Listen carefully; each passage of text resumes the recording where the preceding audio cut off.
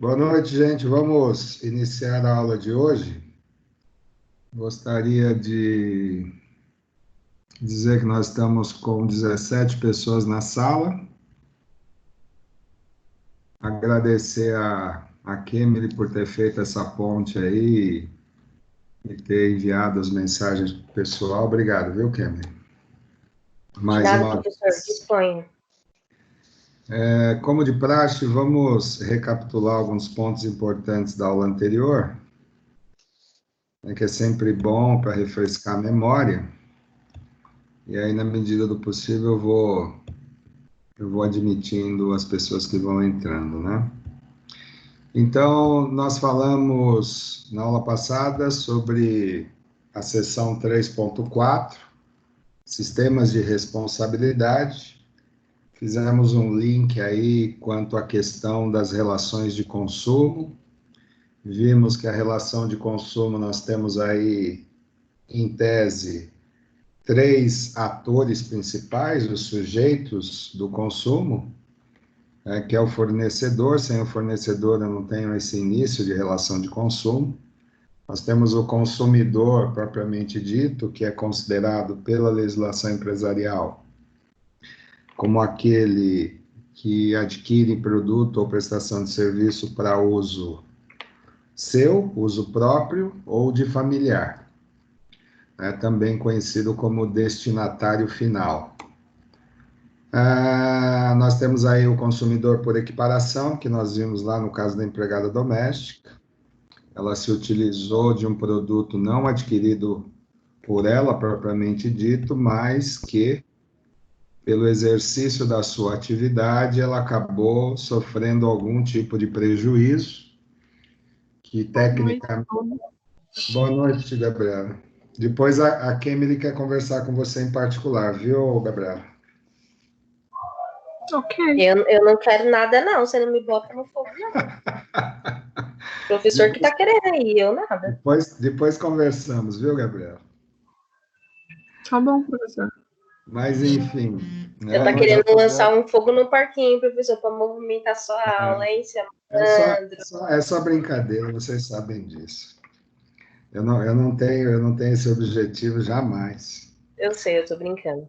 Mas vamos lá, então a figura do fornecedor, a figura, diria eu, principal, apesar de que o tema é direito do consumidor, mas sem um fornecimento de produto ou prestação de serviço, a gente não consegue caracterizar, quer dizer, o consumo só existe a partir do fornecimento, seja de um produto ou de um serviço.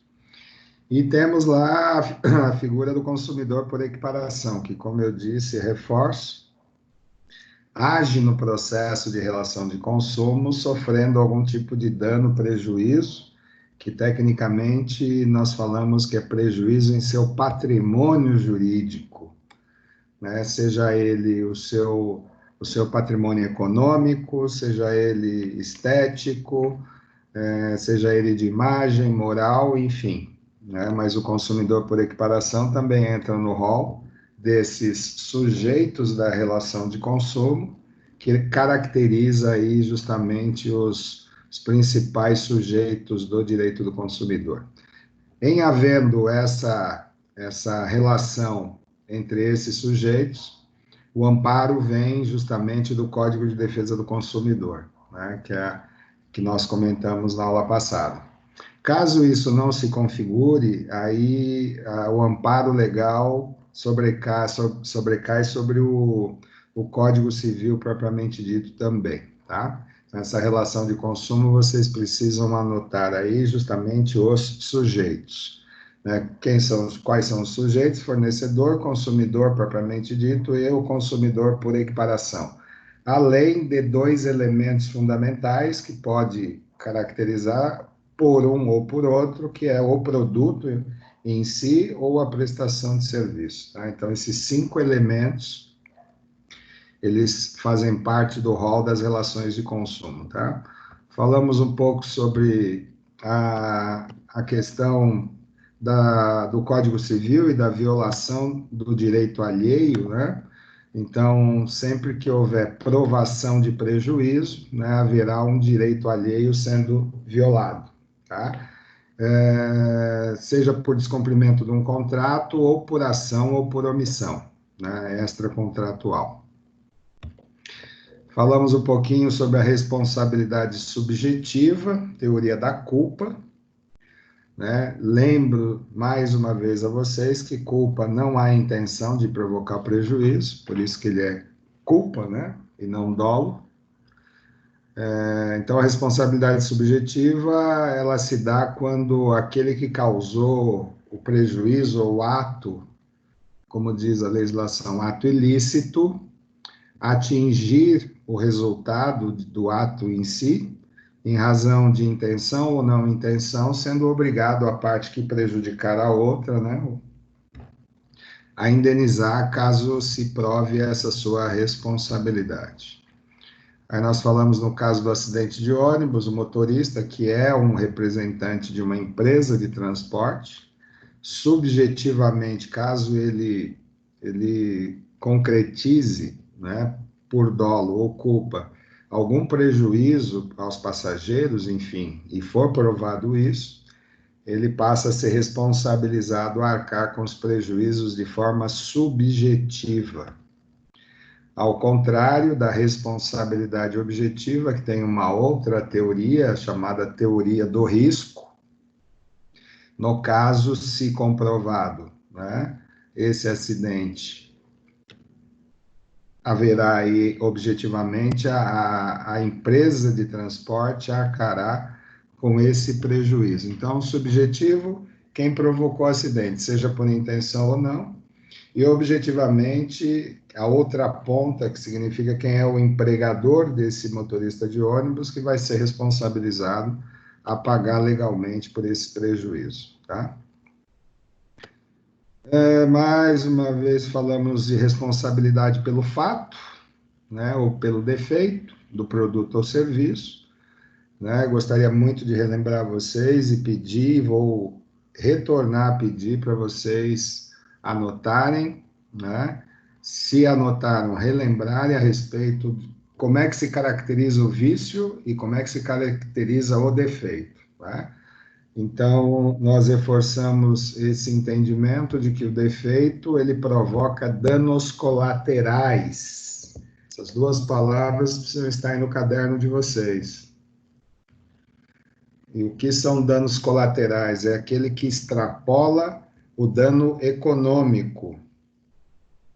Ou seja, né, quando atinge a nossa integridade física ou integridade psicológica, além, obviamente, dos danos e prejuízos econômicos. Então, além dos danos econômicos, é chamado de danos colaterais, quando se caracteriza o defeito e não o vício, tá?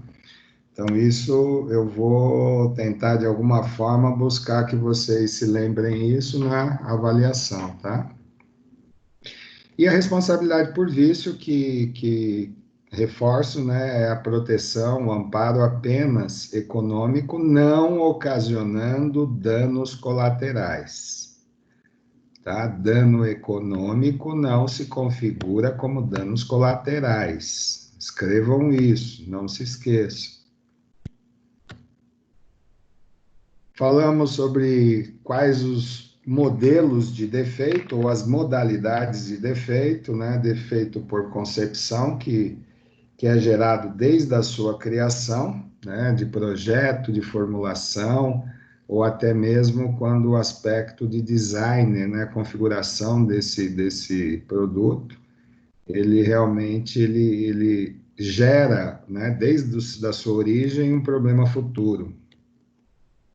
O defeito de produção ou fabricação, que não é muito difícil de se entender, né? Relacionado quando se fabrica o projeto, está bom, o projeto está bem especificado, não existe problema de designer nem de criação, porém, na manipulação de insumos, de matéria-prima, houve ali um problema de processo, né, e não de construção de projeto, mas de processo, né, seja na fabricação, montagem, manipulação, acondicionamento, né, se percebeu que o processo não foi bem conduzido, então esse é um defeito de produção.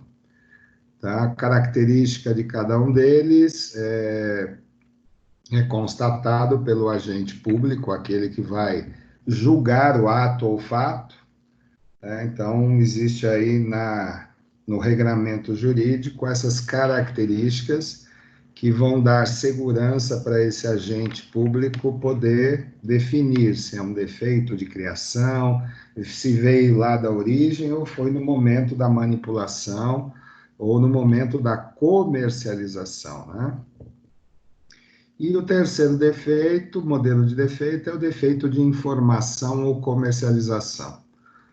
Então, desde o momento em que foi criado, não houve constatação de problema da fabricação, mas na hora de se informar ou de se colocar numa embalagem as informações necessárias, características e outros mais, né, se constatou que esse tipo de defeito, né, foi o responsável, a causa dos prejuízos que foram constatados por esse agente público. Falamos um pouco sobre o direito de regresso, do artigo 13 do Código de Defesa do Consumidor, né, que dá direito a ressarcimento de prejuízo causado por terceiro. Quem é que está com o microfone ligado? Já desliguei. Então, o direito do regresso é o direito de ressarcimento de um prejuízo causado por terceiros. E nós demos lá o exemplo de uma seguradora. Então, a seguradora tem o seu segurado, que sofre um acidente, obviamente a seguradora, por obrigação contratual, né, dependendo da determinação jurídica da culpa ou dolo, né, vai fazer o ressarcimento para o seu segurado, né? De tal forma que, se houve negligência ou culpa ou dolo da outra parte, ou seja, de terceiros, essa seguradora pode, né, cobrar os prejuízos causados para deste terceiro que causou o prejuízo. Então, isso é o chamado direito de regresso ou direito de ressarcimento de prejuízo, né, que terceiros podem ter provocado. E as cláusulas excludentes de responsabilidade, que nós comentamos também. E eu gostaria de saber se hoje, né, nessa data, gerou alguma dúvida com relação à aula anterior, para a gente poder destacar aí os principais pontos de dúvidas. Alguém pode falar?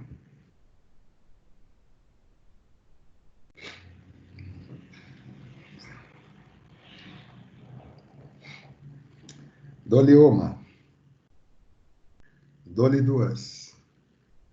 Victor, tudo bem, Victor?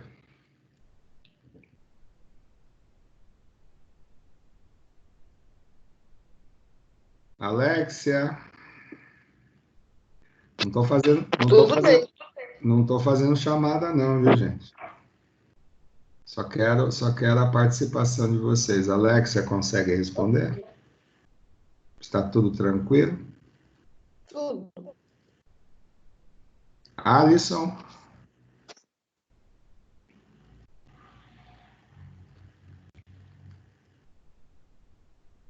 Bruno Perseguini?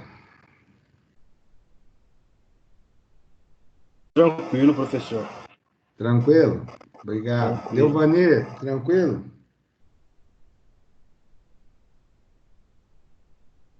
Leovani estava falando até agora não fala, né, Leovani? Emily?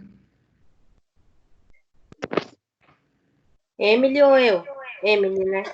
Emily, eu tô aqui em ordem alfabética. Mas pode falar, se você quiser, tem todo Não, é direito. que você sempre erra nosso nome, não vai estar tranquilo. Não vem falar que sempre não. Ah, legal, Devani.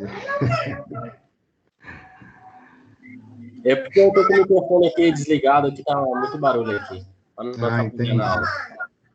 Legal. A Emily não quer falar, né, Emily? Qual Emily, professor? Emily Costa. Sou eu mesma. Ah, tá tudo tranquilo, Emily? Sim, professor. Tá bom. A Kemily eu sei que tá sempre bem, né, Kemily? Sou sensacional, graças ao bom Deus. Amém, Jeová. Flávia, tá tudo bem, Flávia?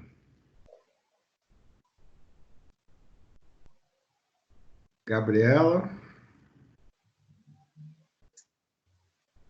Tudo bem, sim, professor. Obrigada por É, perguntar. o comentário, viu, Gabriela, que esperávamos você mais cedo na sala, entendeu? Ah, tá, não, tava resolvendo um problema aqui. Já. Estávamos sentindo falta da representante dessa turma. Não estava conseguindo. Flávia falando aqui. Pois não, Flávia, tudo bem contigo? Sim, graças a Deus. Ah, então E o tá bom. senhor está bem? Tudo bem também. Minha Bom, graças a pergunta é saber se o conteúdo da aula passada ficou tranquilo para você, teve alguma dúvida? Não, tranquilo, professor. Então tá bom.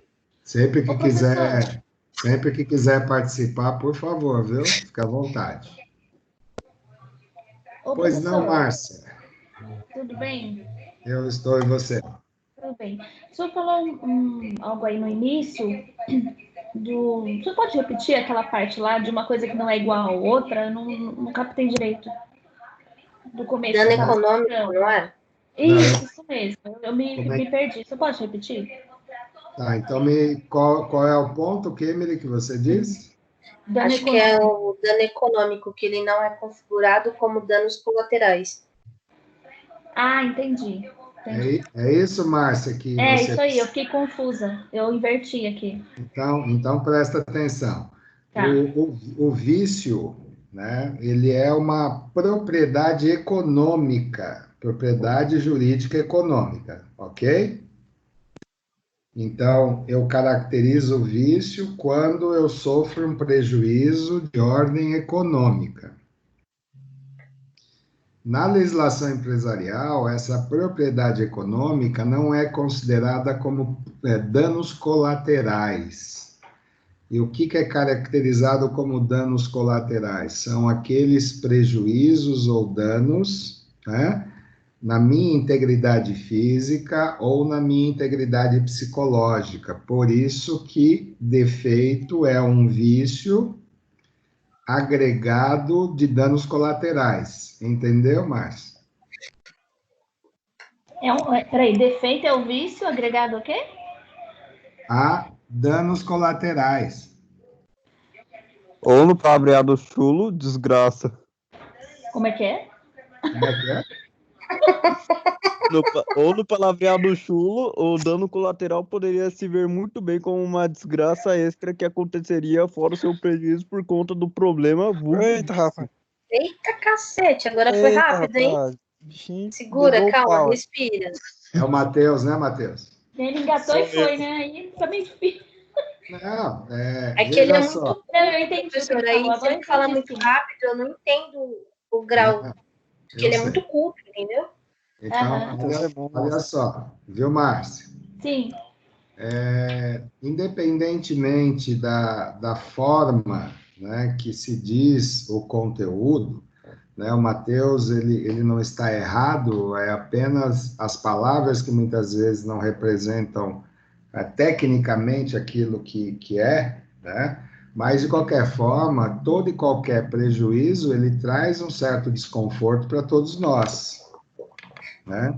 Então, quando o aspecto é econômico, não se chama dano colateral, se chama apenas prejuízo econômico. Uhum. Quando eu extrapolo o prejuízo econômico e esse dano ele vem para o âmbito físico ou psicológico, pela legislação empresarial é chamado de dano colateral. Por isso que o nome que se dá é defeito e não vício. Entendi. Não, tudo bem. Só uma questão de eu ler ali com calma, né? Mas eu já entendi o que o senhor falou. É que como logo que eu entrei, o senhor já estava explicando essa parte, né? Aí eu fiquei meio perdida. Eu falei, vou perguntar, porque pelo menos eu já sei mais ou menos onde me direcionar. Tá bom, então, muito obrigada. Eu sempre oriento vocês a perguntar, pelo amor de Deus, não saiam da aula com dúvidas, por favor. Por isso até por excesso de zelo, viu, Márcio?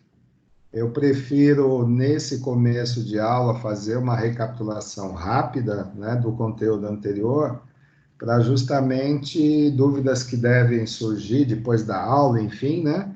A gente poder ter esse tempo para tirar essas dúvidas, né? Não sei se Certo. você concorda com isso. Sim, sim, com certeza. Ô, Porque professor, só agora fazer o ABA. Matheus, só um instantinho, por gentileza. Fala, Márcio. Claro. Não, já terminei. Ah, já. Pois não, Matheus. É que uma coisa que eu, tipo, não tinha memorizado exatamente o que seriam os excludentes que o senhor passou como último slide na última aula. Ah, perfeito. Isso te gerou alguma dúvida, é isso? Me gerou alguma dúvida, até porque eu li rápido e até eu formular na minha cabeça o que exatamente seria cada um desses excludentes. Tá, vamos primeiro entender. Você entendeu o que é excludente de responsabilidade? Sim, são aqueles produtos que tecnicamente você pode até ter criado, mas por motivos legais você ainda não tem responsabilidade sobre eles. Pelo menos foi isso que eu entendi. Não. No início da aula sempre dá um problema, não sei se é do Teams ou do meu Wi-Fi, mas eu acho que não é do meu Wi-Fi, não, porque todas as aulas dá um problema nesse período, mais ou menos. Mas vamos lá, Matheus. Você entendeu o que é o excludente de responsabilidade? Você começou a responder, aí cortou. Você pode repetir?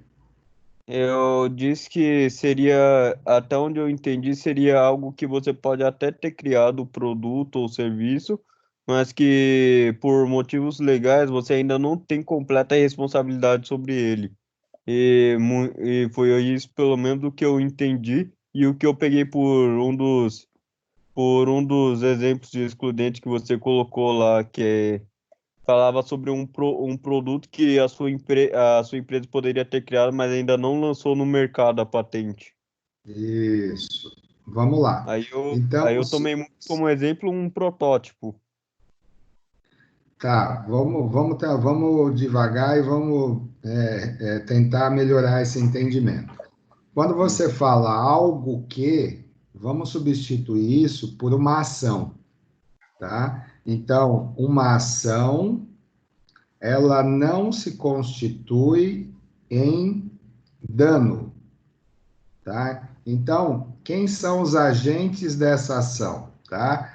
Então, lá no artigo 12º, ele diz: seja o fabricante, seja o construtor, seja o produtor ou importador. Tudo bem, Matheus? Sim, Então, não é algo que, não. São os sujeitos da relação de consumo. Quando agirem dessa forma, eles estão excluídos de responsabilidade. Não há o que se falar em responsabilidade, tudo bem? tudo. Então, o que eu disser agora nesses 3 itens, sempre façam um link com fabricante, construtor, produtor ou importador, tá? Que são pessoas físicas, desculpa, pessoas jurídicas. Fabricante, produtor, exportador? Eu repito, Importador e construtor. eu vou repetir. Fabricante, isso é o que está no artigo 12º, tá? Do Código de Defesa do Consumidor. Então, fabricante, construtor, produtor ou importador. Obrigado. Disponha, Karen. Então, qualquer um desses que não colocar o produto no mercado, ou seja, item número 1, que não colocou o produto no mercado, então não há de se falar de responsabilidade de um desses 4 aí. Que mesmo eles tenham colocado o produto no mercado, mas o defeito não for constatado, que diz lá? O defeito inexiste. Então, não há de se falar em responsabilidade de um desses 4. Tudo bem? Uhum. Ou, por último, quando a culpa, né, lembrando que culpa não há intencionalidade, quando a culpa for constatada e exclusivamente do consumidor ou do terceiro. Uhum. Então, não há de se falar de responsabilidades tanto do fabricante, do construtor, do produtor ou importador, entendeu? Uhum. Ficou esclarecido, Matheus? Sim.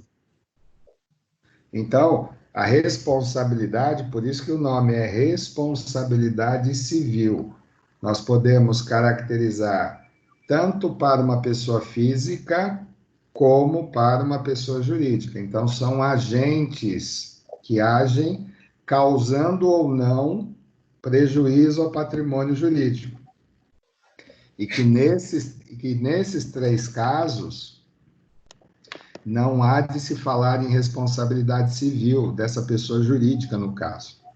Uhum. Principalmente no último item, quando eu ou você manipulamos, manuseamos o produto consumido e quem causou, né, o defeito foi o próprio consumidor ou o terceiro. Aí eu não posso culpar aquele que me forneceu, entendeu? Entendi.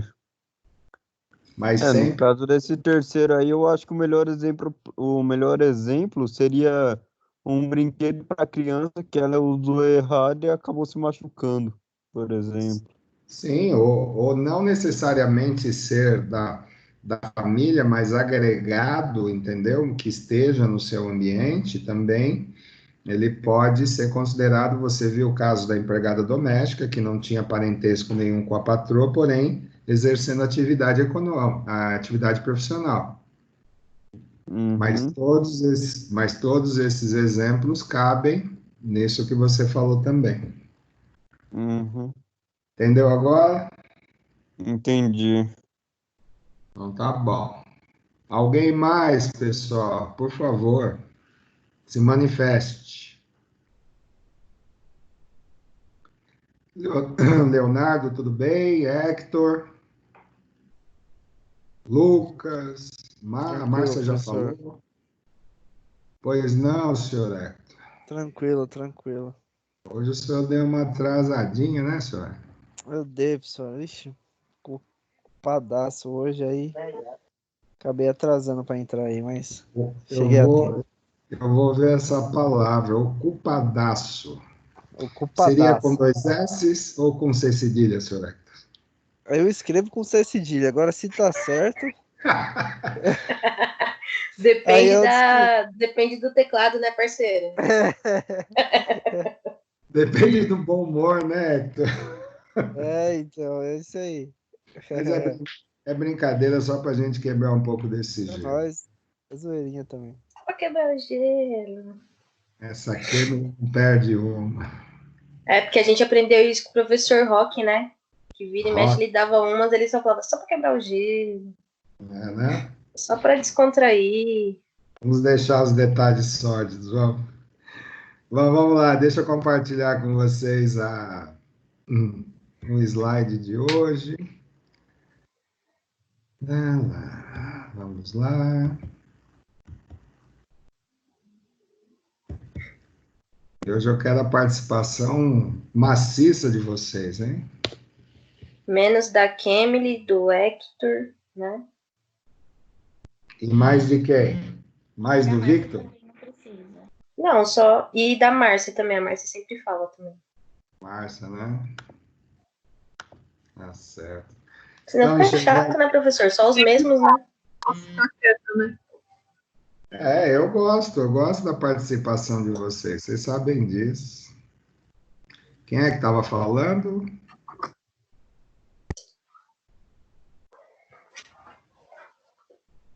Vocês estão enxergando o slide? Sim. Então vamos falar de algo que não é não é tão bom assim, mas é necessário que se fale, né?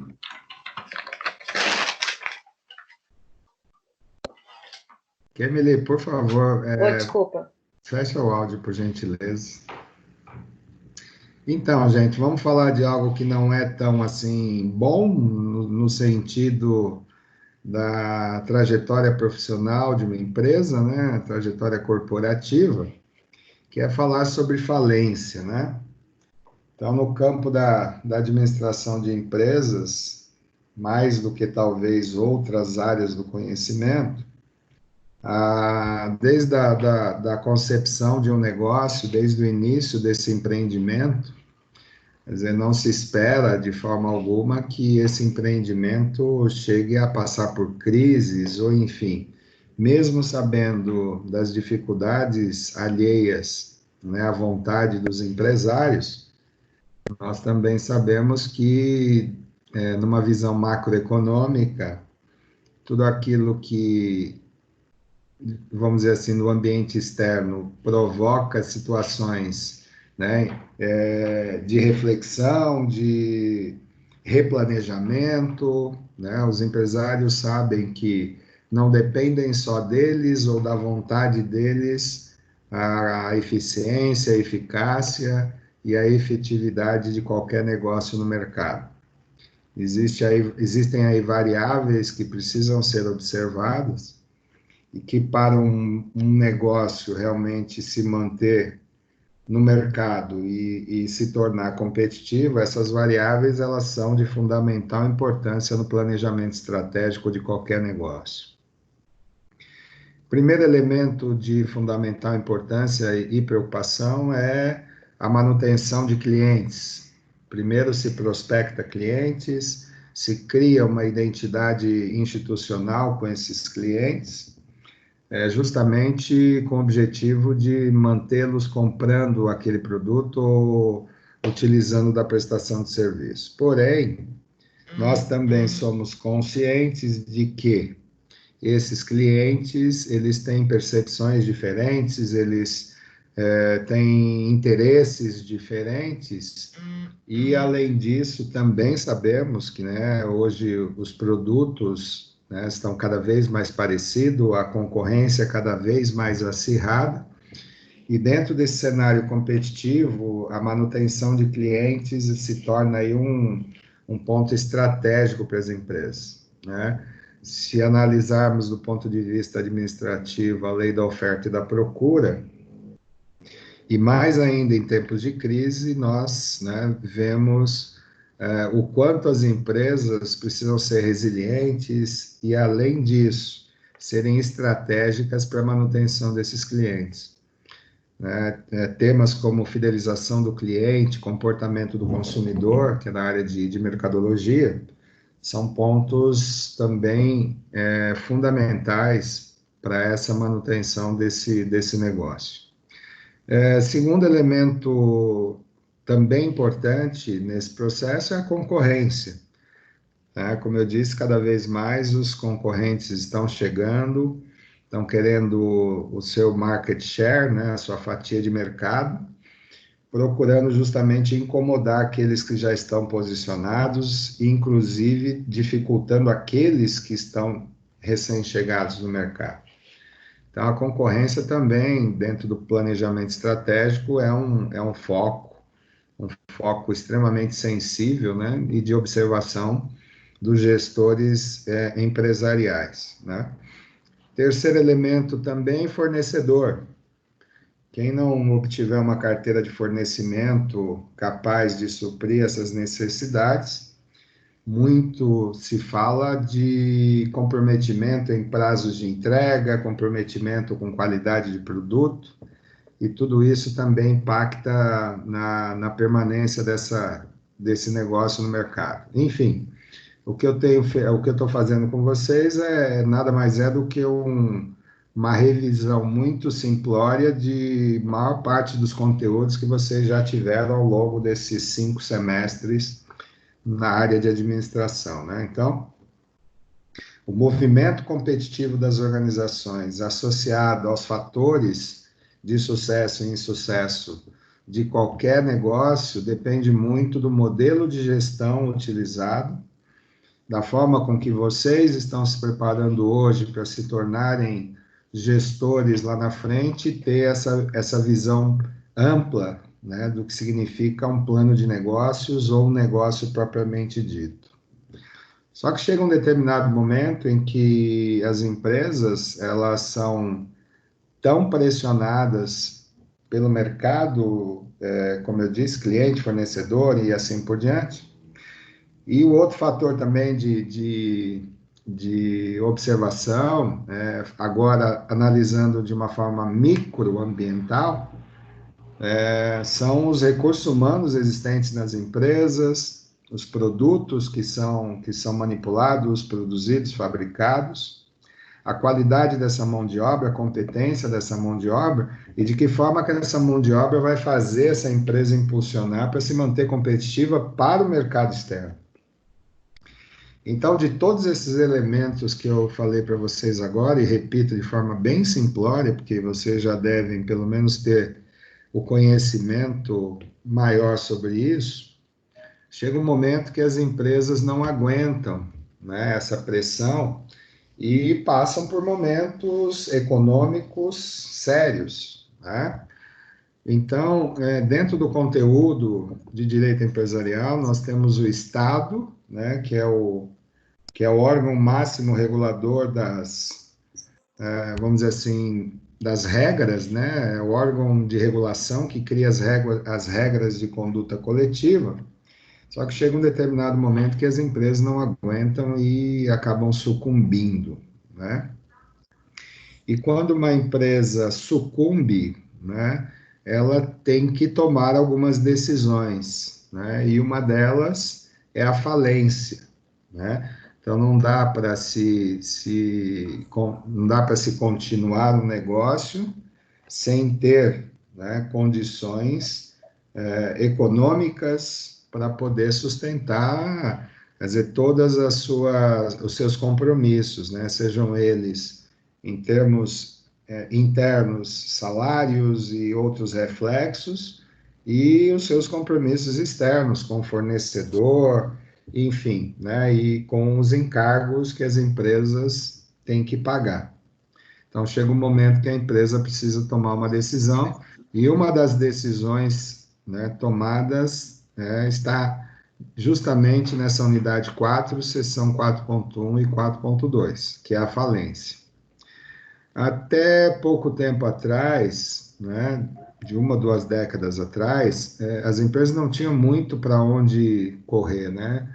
Então, há pouco tempo se criou uma outra condição das empresas passarem por essa crise e poder, pelo menos, sonhar em retornar à sua atividade sem ter o prejuízo final de encerramento dessa atividade econômica, que é a chamada recuperação judicial, tá?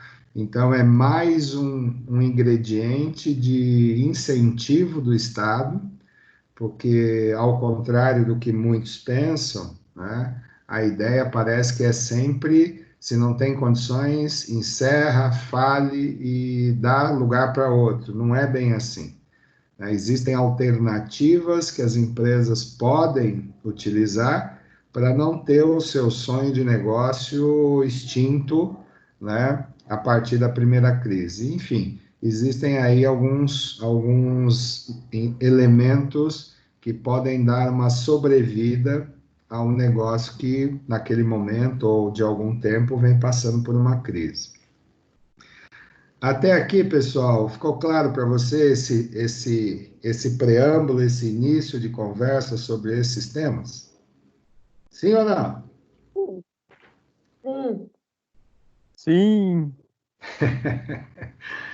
O sim do Matheus é bem característico. Mas vamos lá, vamos em frente. Vamos ao primeiro slide. Nós vamos passar, eu procurei fazer aí vamos dizer assim, em uma aula, comentar com vocês os dois conteúdos, tá? Porque eles se complementam. Então, qualquer coisa que tenha escapado da leitura inicial de vocês, porque eu tenho certeza que todas as 34 pessoas que estão hoje nessa sala, né, passaram pela leitura dos tópicos, né, e devem estar cheios de perguntas para me fazer. Estou aqui até tremendo de medo de não poder responder todas. Mas, brincadeiras à parte, né, seu Hector? Brincadeiras à parte, vamos ao conteúdo. Então, a falência dentro de um conceito do direito empresarial, né? Ela diz que a lei ela traz uma racionalidade, e essa racionalidade ela se configura no equilíbrio entre a razão e a emoção, né? A lei não pode trazer emoção, e sim razão, não é? Por que isso? Porque nós temos inúmeros tipos de atividade econômica, inúmeros portes de empresa, então a regra é para todos, independente do seu tamanho, né, ou da sua atividade econômica. Então, existe certa racionalidade na lei em trabalhar com empresa em crise e aplicar a lei no que for melhor. Então, percebam, né, de que esse melhor não está apenas levando em consideração o melhor para o Estado, mas em relação ao melhor para aquela empresa, para as pessoas que dela necessitam e da comunidade que está em torno dessa empresa. Se vocês lembrarem, né, de um dos fatores, né, ou melhor, uma das funções empresariais, de acordo com o direito, é a última função chamada função social, geração de empregos, né, melhoria da qualidade de vida das pessoas e de quem dela necessitam. Então, quando nós falamos melhor nessa situação, nós estamos falando, né, de que as empresas, elas têm, por função, né, quer dizer, princípio que o Estado espera que essa empresa, ela dure eternamente, tá? Mas temos que levar, né, guardadas as devidas proporções, analisar a trajetória dessa empresa para oferecer, e eu digo, o Estado oferecer as melhores condições para que essa empresa realmente passe pela crise e volte a, né, ser efetiva no mercado. Então, uma curiosidade, né, que a crise não é um conceito da economia, né, e sim da medicina. Então, quando nós falamos lá de teoria de sistemas, né, falamos de outras teorias, em particular da teoria de sistemas, ela vem da biologia e adaptada ao âmbito empresarial. E a crise também da mesma forma, ela não tem a sua origem no âmbito econômico, né? Ela tem a sua origem no âmbito da medicina, né? Então, eu trouxe isso até como uma curiosidade para vocês, né? Dizendo que crise é um momento que um paciente vive em que ele não consegue recobrar a sua saúde, a não ser com algum tipo de intervenção ou com a ajuda de alguém. Vocês conseguem entender isso e colocar isso no âmbito das empresas? Sim ou não?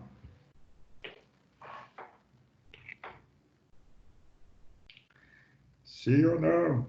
Isso entra como, tipo, um incentivo, sei lá.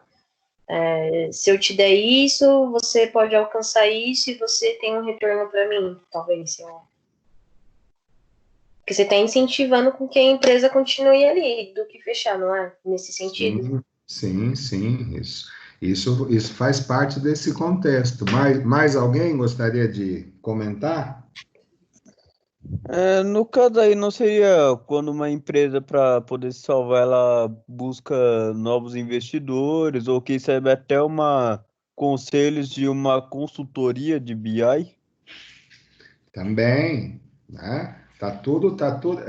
O que é mais importante para mim é vocês fazerem uma relação entre o conceito de crise, que não é empresarial, não é do campo da administração, né? Mas vocês pegarem palavras aqui dentro que mostrem a real intenção e propósito do Estado em querer ajudar uma empresa. O professor, posso colocar um outro exemplo? Não sei se aplica. Claro que sim. Mas a gente pode pensar como, por exemplo, a Odebrecht. Em meio a tanto caos que eles tiveram, eles tiveram que abrir mão de muita coisa. Eu estou falando em relação ao dinheiro, tá? E para não deixar com que falisse, porque querendo ou não, queimou o nome da empresa, né? Eles tiveram que, renomear a empresa, mas mesmo assim ainda não abriu falência, continua lá. Seria um exemplo? Nesse caso em particular, que ele não entra porque eles não decretaram falência. Entendeu? Entendi. Então, nós estaremos analisando aí um estágio anterior. Gente, me dá 15 segundos só para eu fechar aqui uma janela que está um barulho me incomodando aqui. Só um instante.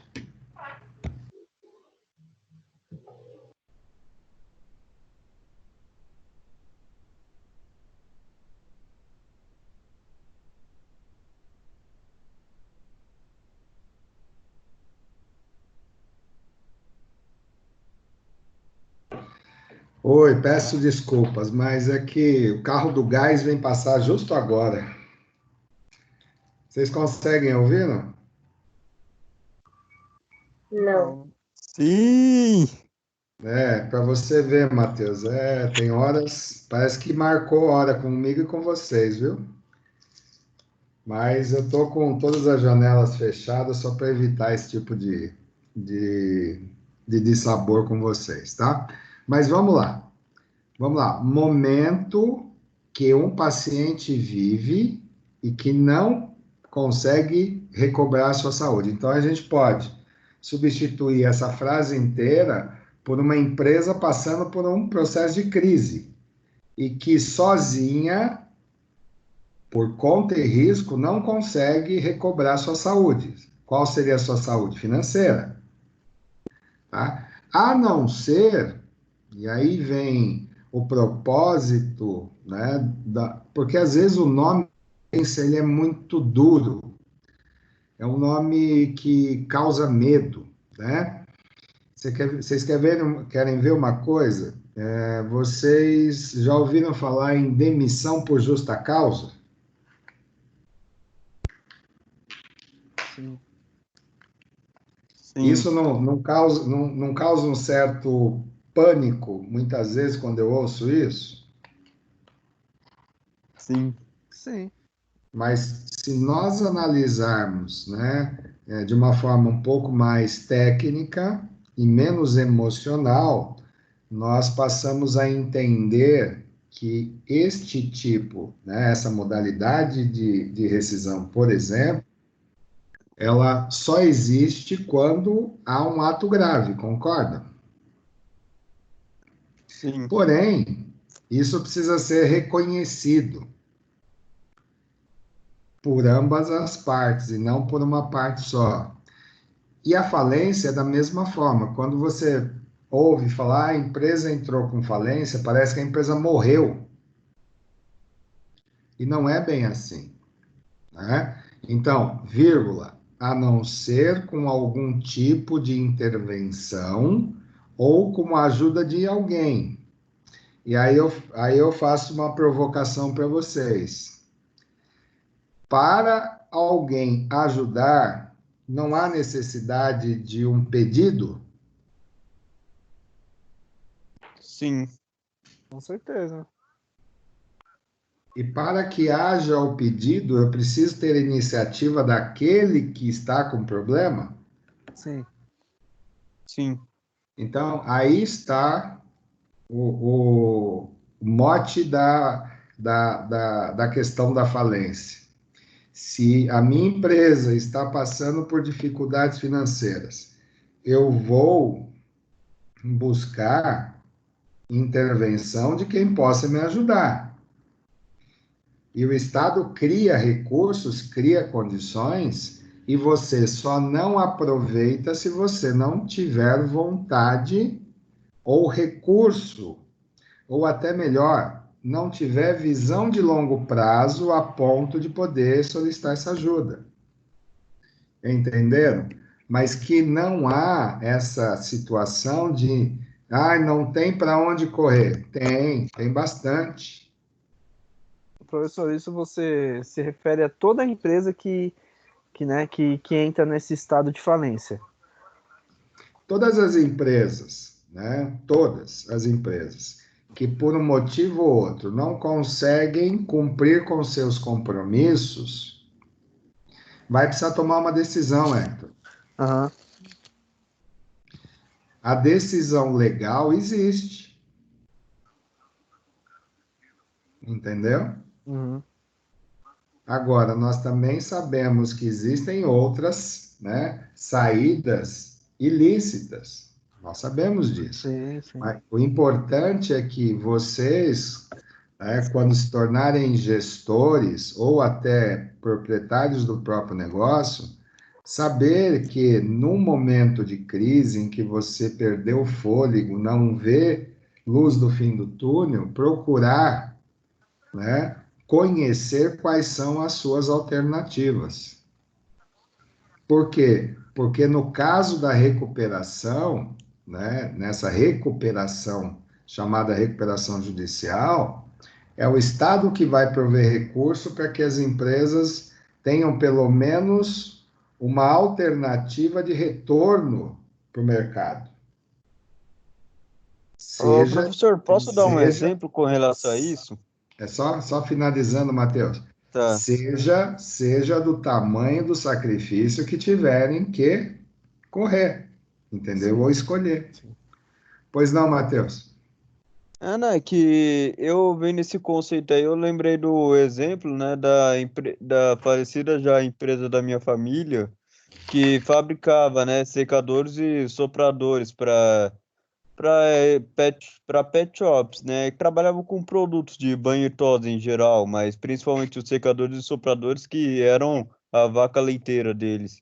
Aí, como o mercado começou a ficar, tipo, eles não começaram a vender tanto, aí eles estavam quase entrando no processo de falência, e ao invés de pedir a intervenção do Estado, eles pediram a intervenção do meu pai, que já não estava nessa empresa, para que ele pudesse dar a ideia de transformar essa empresa ao invés de só uma montadora, em também uma empresa de manutenção dos secadores e sopradores de marcas em geral, trabalhando até com material da concorrência. Certo. Até aí tudo bem, a empresa com isso tinha chance de sobreviver. A única coisa que fez falir mesmo foi a falta de uma gestão com visão de longo prazo, como o senhor mesmo falou.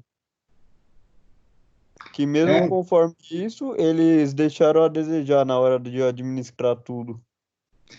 Então, existem outras saídas, por exemplo, tem empresas que, por exemplo, buscam mercado financeiro, se endividam cada vez mais, ou seja, vou retornar à minha reflexão inicial, né? A sobrevivência de uma empresa, ela depende do seu modelo de gestão e das pessoas que gerem, né, esse negócio.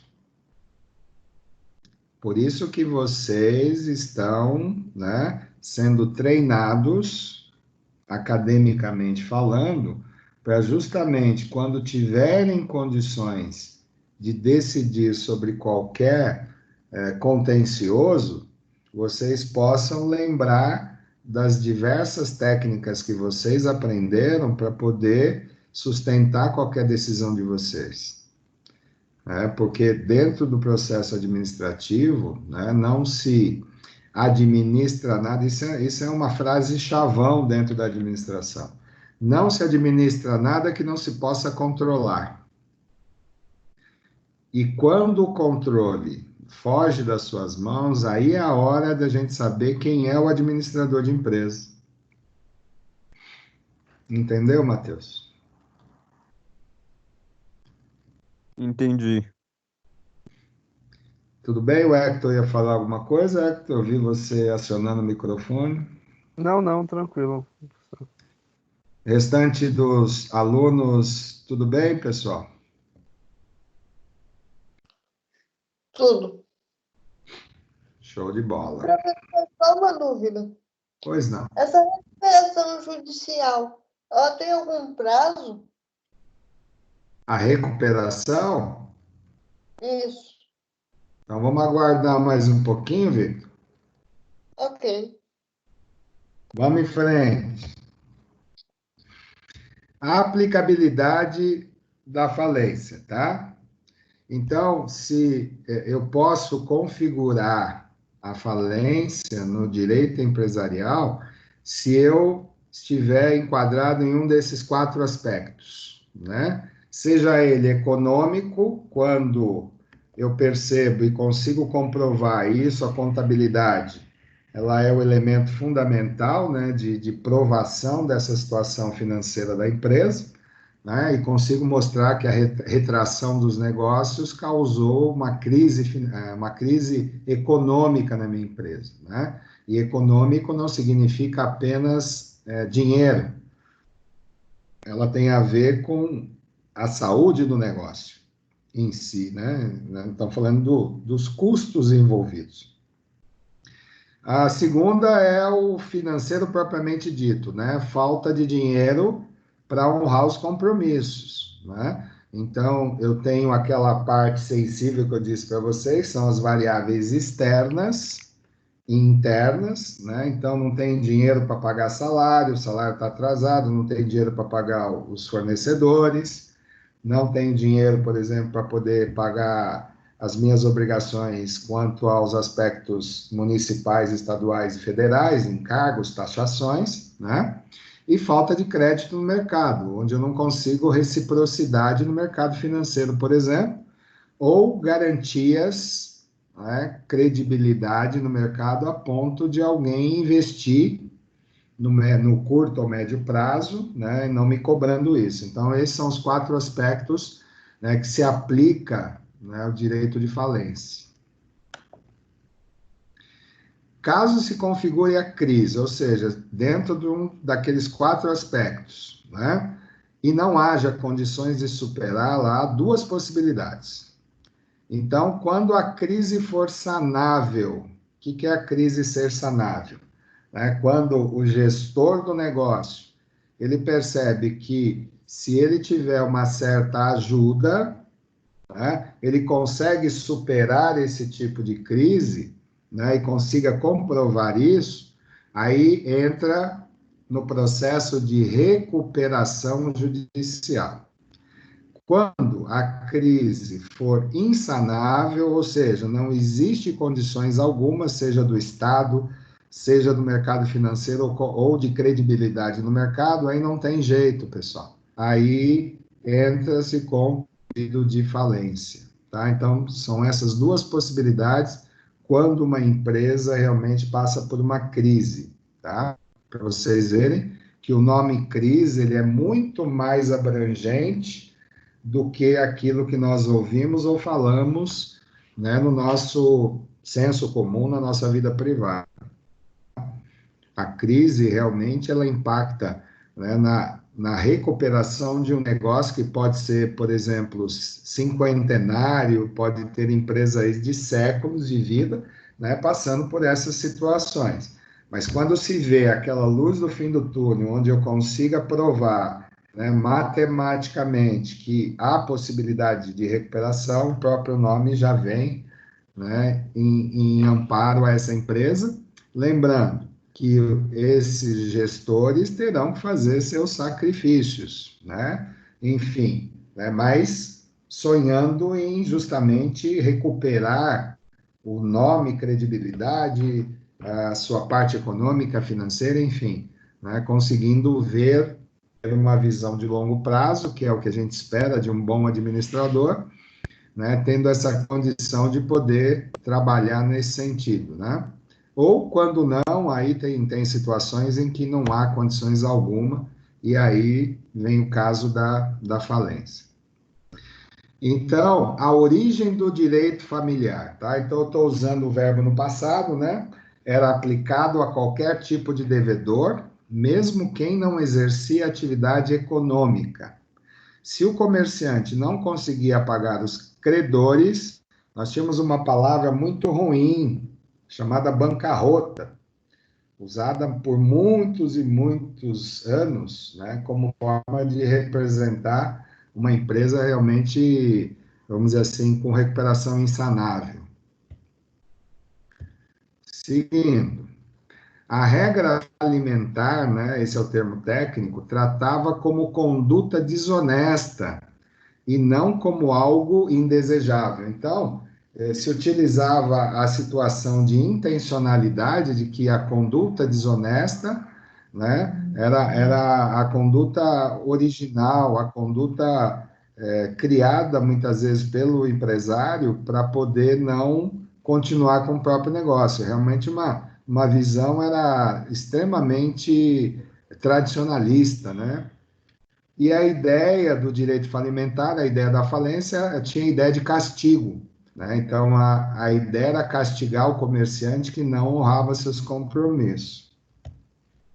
Então, a legislação falimentar no Brasil é de 1850, pessoal. Decreto-lei de 45 e vigorou por 60 anos. Então, até 2005, 2006, né? Esse decreto ele vigorou com essa visão tradicionalista de castigo, enfim, né? Não se tinha a ideia de poder oferecer para os comerciantes uma alternativa, saídas para que esse empresário pudesse manter o seu negócio.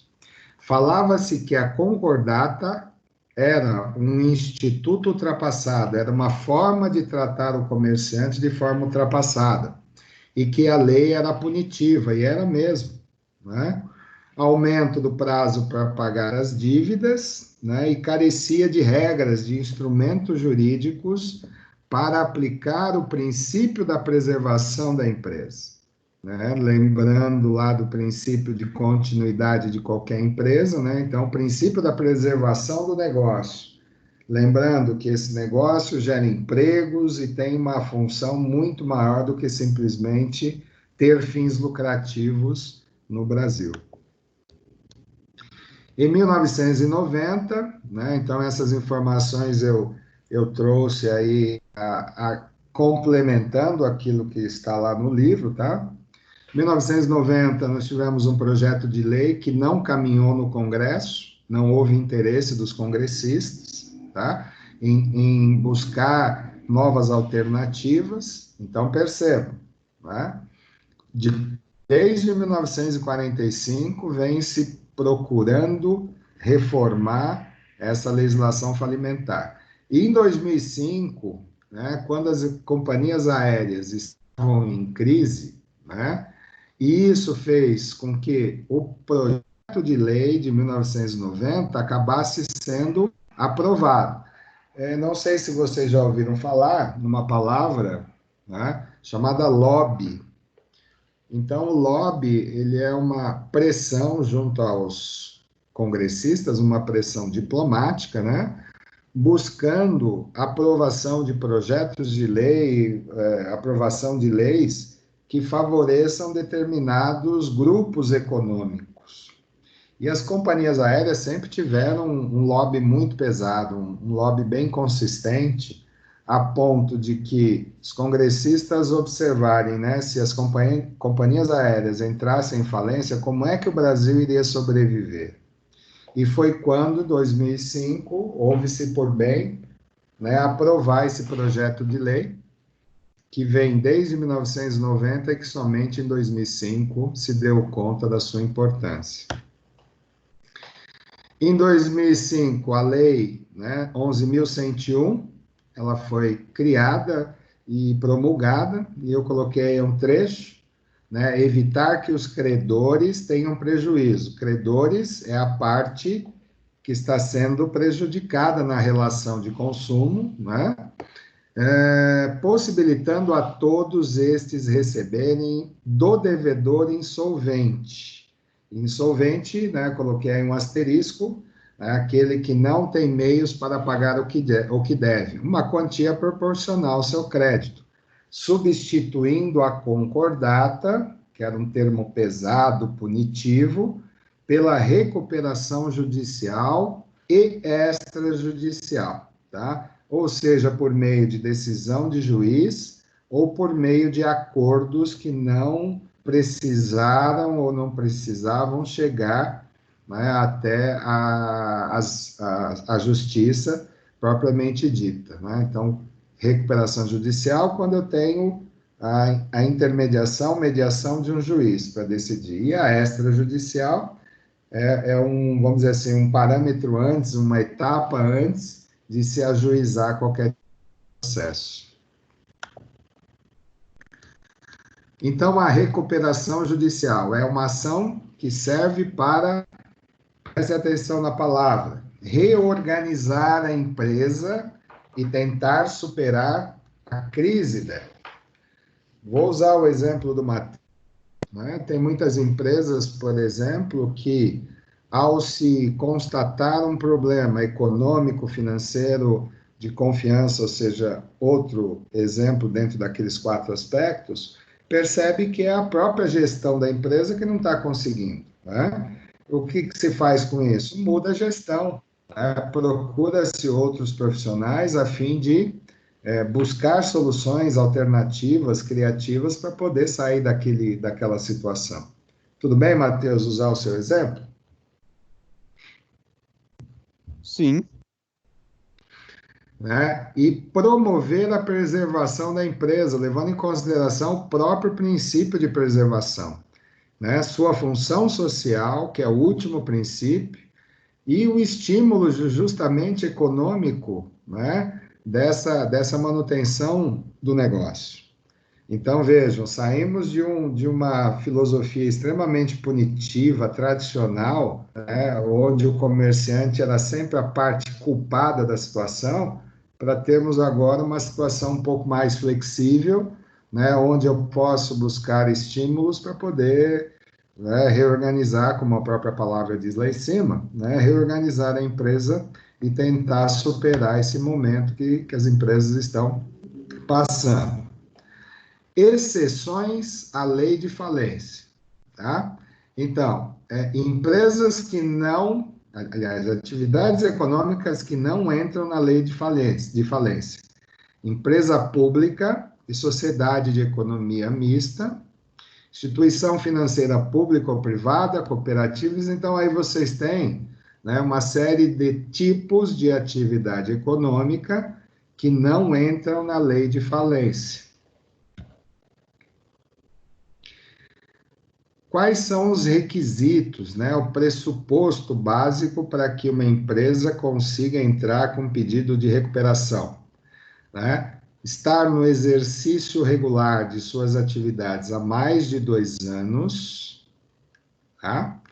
Nunca ter sido falido, não ter obtido recuperação judicial em 5 anos, inclusive microempresa e empresa de pequeno porte, e não ter condenação por crime falimentar, né? Então, o item 2 e o item comunicam nessa situação, tá? Então, esses são os requisitos para estar, vamos dizer assim, dentro da possibilidade de pedido de recuperação judicial. Se estiver enquadrado, né, em outras situações, que seria o contrário desses casos, aí não há condições de ter esse pedido aceito. Recuperação extrajudicial, né? É a modalidade mais rápida e econômica de recuperação. Por quê? Porque eu não vou precisar ter, né, a assistência jurídica para que eu consiga resolver, né, a minha situação de crise. O empresário que preenche os requisitos pode requerer a homologação e negociar diretamente com os seus credores, tá? Então, percebam, não é simplesmente não querer ajuizar um processo, né, e simplesmente, por conta e risco, querer resolver sua situação. Não. eu preciso ter, né, a autorização para que eu possa negociar diretamente com os meus credores, tá? Então, a lei de falência. Se o devedor é insolvente, os credores executam o devedor conjuntamente. É um processo de execução coletiva, não é individual, tá? Então, junta-se todos os credores, fornecedores, enfim, né, que estejam ali com crédito contra aquela empresa e acionam aquela empresa de forma coletiva, tá? Princípio de tratamento paritário aos credores, né? Então, esse termo em latim significa que não importa se eu tenho para receber R$ 10 e qualquer um de vocês que também é credor tem 1 milhão para receber, todos nós somos tratados de forma igual por esse princípio do direito, né, que é o conditio creditorium, né, par conditio creditório, ou princípio do tratamento paritário, né, levando em consideração de que não existem, vamos dizer assim, dentro dos credores, né, aquele que é mais ou menos importante, pelo menos no início do processo. Juízo competente, né? Quem é que julga isso? Então, a Justiça Estadual do Fórum, do principal estabelecimento do devedor. Então, se eu tenho uma empresa composta por filiais, aonde vai ser o fórum de tratamento disso, né? Na empresa principal, ou seja, na matriz, ou naquela que tem maior faturamento, tá? Principal estabelecimento não é a sede, mas a filial onde houver maior volume de negócios, tá? Então, aquele CNPJ, ou final de CNPJ, que mais rendimentos auferiu durante o exercício, é aquele que vai ser eleito, tá, como fórum para se resolver os problemas de falência aqui no caso, o Estado, né? No Estado onde a empresa está alocada. E existe um projeto de lei, né, de 2018, que propõe a alteração na Lei de Recuperação Judicial e Extrajudicial e a falência do empresário e da sociedade empresária. O que eu quis dizer com isso? De que existe esse projeto de lei tramitando na Câmara, justamente para melhorar ainda mais, né, essa lei de recuperação judicial, extra e falência, com o único objetivo, né, cumprir o primeiro princípio de preservação econômica e dar mais condições e possibilidades para que os empresários realmente consigam, né, suprir suas necessidades e passar por essa maré de crise, principalmente falando em termos atuais, né? Isso cabe muito bem, né? Porque tem empresas que, vamos dizer assim, no senso comum, a gente fala assim, não, tem empresa que vai quebrar, né? Então, o que é o quebrar? Né? Ou elas podem entrar com recuperação, ou simplesmente, né, solicitar a sua falência. Por quê? Porque nós estamos vivendo um momento realmente extremamente delicado, né, do ponto de vista econômico. E isso aí, gente, essa foi a aula de hoje. Gostaria de saber se foi esclarecedor, se não foi. Victor, viu lá os prazos da sua pergunta inicial? Se foi bom. Alessandra, só me fala se foi bom, não foi? Rapidinho. Alexia. Foi ótimo, é ótimo. Alexia, Alisson, gostaram da aula? Bruno, Débora, quem quiser falar, por favor, não me deixem sozinho. Ô, professor, o Alisson está com problema no microfone para falar, tá? Mas ele está online. E a Márcia, gostou da aula? Não gostou? Como é que foi, Márcia? Gostei sim. Não, é bom. Assim, só uma. Assim, às vezes pode até dar risada, né? Esse número de lei, essas coisas, é bom a gente saber também, né? Então, Márcia, Ou não é necessário? vamos dizer o seguinte: importante é você saber que existe a lei de falência. Tá. Tudo bem? Uhum. Agora, decorar a lei, nem o operador do direito tem essa capacidade, viu, Né? Por isso Márcia? que tem onde ele pode procurar lá, né? Então, é assim, eu penso que se você entender que existe lei de falência, recuperação judicial, extrajudicial, buscar a lei fica muito mais fácil. Entendeu? Entendi. Não se preocupe com essa questão de decorar leis, não, porque vou ser muito sincero, nem eu decoro todas, não tem como. Porque é muita coisa. Mesmo aquele do Lei do Consumidor, meu Deus do céu, eu peguei aquele, eu baixei ele, né? Aí eu desisti. Meu Deus, é muita coisa. É assim, procurar saber que existe, quais são os principais elementos, né, do código, isso é importante. Se conscientizar que existem obrigações e direitos. Agora, quando você tiver que pesquisar alguma coisa, você vai lá, lê, interpreta, vai na hora, entendeu? Entendi. E não com essa necessidade de decorar o Código de Defesa. Quer dizer, eu acho que você poderia aproveitar para outras situações. Sim, entendi. Eu, como consumidora, né, também, para mim seria muito bom. Claro, com certeza.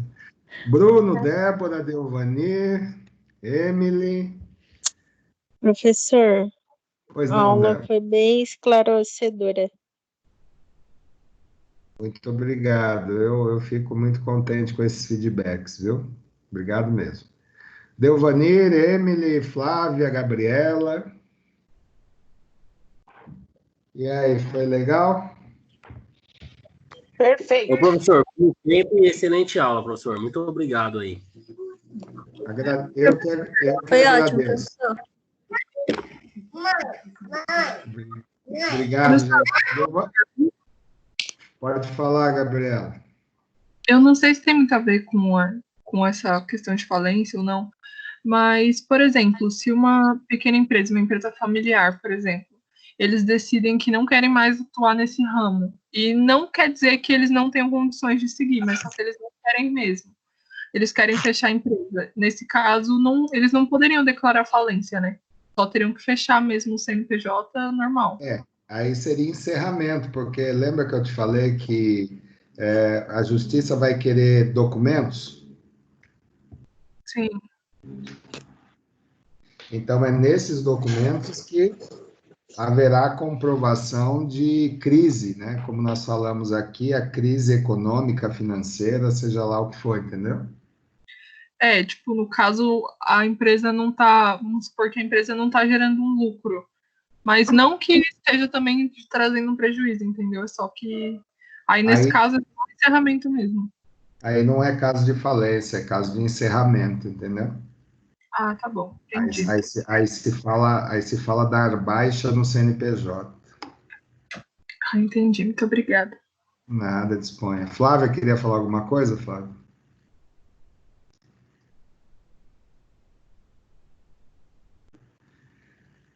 Seu Hector hoje está na preguiça, né, seu Hector? Ô, professor, hoje eu tô cansadaço. Cansadaço, né? Eu vou procurar essas palavras. Só tô anotando aqui, só. Tá certo. Matheus, foi de boa? Muito boa aula. Foi boa aula sim, professor. Vamos dizer assim, resolveu as suas dúvidas, tanto da aula passada como essa aqui, pelos exemplos? Sim, resolveu bastante. Show de bola. Mais alguém quer falar? Obrigado, Matheus. Então, gente, na próxima semana estaremos aqui firmes e fortes para mais uma aula. Nós vamos completar na próxima semana os itens 4.3 e 4.4, tá? Vou mandar as atividades. Só um comentário, eu não sei se ainda vai vigorar ou não, mas eu estava vendo que talvez o governador de São Paulo ele antecipe um feriado para a próxima segunda-feira. Nesse caso, vai adiar a aula para a próxima, né? Se caso isso vigorar. Então, Gabriela, como nós não temos isso oficialmente, nem pelo governador, nós não temos como dar uma informação antecipada assim, tá? Ah, tá bom. Então, vamos aguardar a decisão do governador, logo em seguida a decisão da faculdade, e aí sim vocês vão ser as primeiras pessoas a saberem disso. Eu tava lendo hoje, agora antes da aula, que eles iam resolver isso daí hoje, né? Se ia adiantar os feriados, né? Aí ia começar a partir do dia 20. É um pacotão, né? Isso. Então, Vamos ver. eu não sei de que forma isso pode, né, no caso, interferir nas aulas, entendeu? Para se tornar dia não letivo. Não sei, por isso que eu não posso. Serão 6 dias, né? Ele vai adiantar os feriados, né, professor? Eu não posso afirmar isso para vocês agora, tá? Beleza. Então, vamos aguardar os próximos capítulos. A única coisa que eu sei hoje é que eu vejo vocês a semana que vem. Caso contrário, a faculdade vai comunicar, né, tanto a vocês quanto a nós, professores, para tomarmos as devidas providências, entendeu? Combinado, gente? Professor. E, Gabriela, logo mais eu te encaminho as atividades, tá bom? Tá bom, professor. Obrigada. Eu que agradeço pelo apoio do compartilhamento. Tá bom, gente. Então, um ótimo final de noite para vocês, uma boa semana de aula. Nos vemos na próxima segunda-feira, tá bom, gente? Um beijo para vocês. Obrigada. Tchau, professor. Tchau, professor. Tchau. Tchau, gente.